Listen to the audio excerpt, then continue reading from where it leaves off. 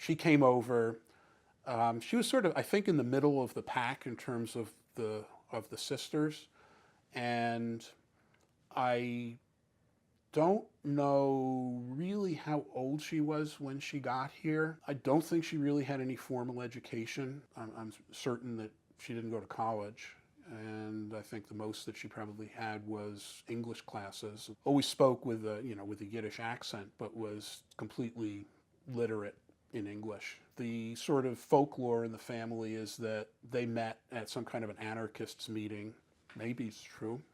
I don't know. It wouldn't be out of character because Bubby was sort of a unsentimental, sort of very, very sort of unvarnished truth kind of person. And she um, was, I wouldn't say that she was a hard person. She wasn't hard in the sense of being cold, but she just wasn't going to suffer fools. She wasn't going to give any credence to any kind of superstition or nonsense. Um, she was totally unreligious, and I'm certain viewed all of that as being silly. They were at least they were a match in that way. I think in some ways, because of his background, he had some more warm feelings and positive feelings towards ritual and the value of ritual, even though he himself sort of jettisoned it. I think she probably had less. She kept sort of a kosher home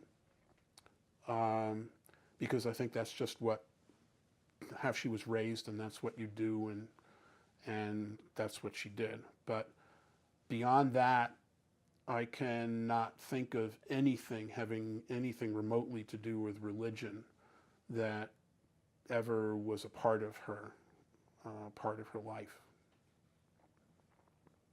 I should also say she was very smart, and listening to her read was a pleasure because and it didn't matter what language she was reading it. It could be Yiddish, Hebrew, English.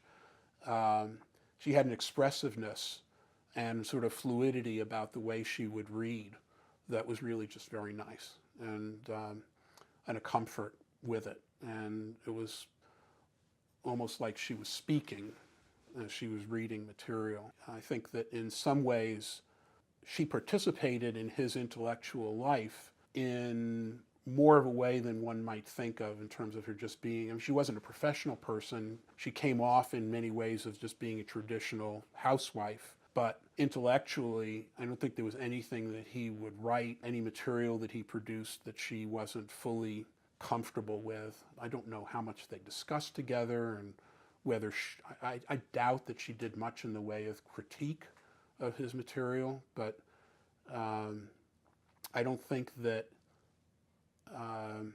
it wasn't like she was out of her league from an intellectual point of view in her relationship with him.